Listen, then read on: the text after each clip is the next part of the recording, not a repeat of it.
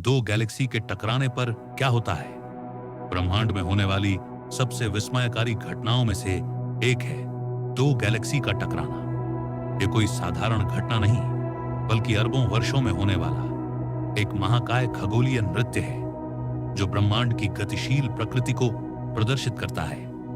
आइए इस अद्भुत खगोलीय प्रक्रिया को विस्तार से समझें। गैलेक्सी क्या होती है?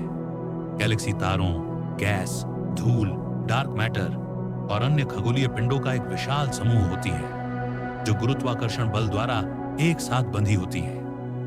हमारी मिल्की वे गैलेक्सी में लगभग 100 से 400 अरब तारे विद्यमान हैं जो एक विशाल सर्पिलाकार संरचना में व्यवस्थित है। इसका व्यास लगभग 1 लाख प्रकाश वर्ष है और यह लगभग 13.6 अरब वर्ष पुरानी है। हमारी निकटतम पड़ोसी गैलेक्सी एंड्रोमेडा है जो लगभग 2 करोड़ 5 लाख प्रकाश वर्ष की दूरी पर स्थित है और यह 4.5 अरब वर्ष बाद हमारी गैलेक्सी से टकराएगी। गैलेक्सी टकराव की प्रक्रिया जब दो गैलेक्सी एक दूसरे के निकट आती है तो उनके बीच गुरुत्वाकर्षण बल एक जटिल अंतरक्रिया शुरू कर देता है। यह प्रक्रिया कई चरणों में पूरी होती है। प्रारंभिक आकर्षण चरण। गुरुत्वाकर्षण बल दोनों गैलेक्सी को धीरे धीरे एक दूसरे की ओर खींचता है। ज्वारीय विकृतियां। गैलेक्सी अपना आकार बदलने लगती है। लंबी गैस और तारों की पूंछें बनने लगती हैं जो लाखों प्रकाश वर्ष तक फैल सकती हैं। गैस संपीड़न और स्टार निर्माण। गैस के बादल आपस में टकराकर संपीड़ित होते हैं जिससे नए तारों का तीव्र गति से निर्माण होता है। इस घटना को स्टार बर्स्ट कहते हैं। अंतिम विलय। अरबों वर्षों के बाद दोनों गैलेक्सी पूर्ण रूप से मिलकर एक नई बड़ी गैलेक्सी का निर्माण करती है। क्या तारे वास्तव में टकराते हैं? एक सामान्य धारणा यह है कि गैलेक्सी टकराने पर तारे भी आपस में टकराते होंगे, लेकिन वास्तविकता यह है कि तारों के बीच टकराने की संभावना अत्यंत कम होती है। ऐसा इसलिए क्योंकि गैलेक्सी में तारों के बीच की दूरी बहुत अधिक होती है।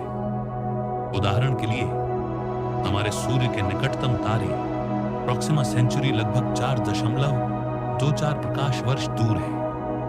यदि हम सूर्य को एक संतरे के आकार का मान लें तो निकटतम तारा लगभग 2500 किलोमीटर दूर होगा। हालांकि टकराव के दौरान तारों की कक्षाएं बदल सकती हैं और कुछ तारे गैलेक्सी से बाहर भी फेंक दिए जा सकते हैं जिन्हें अंतर गैलेक्टिक तारे कहते हैं। नासा के अनुसार हमारी मिल्की वे गैलेक्सी और एंड्रोमेडा गैलेक्सी लगभग 4.5 अरब वर्ष बाद टकराएंगी।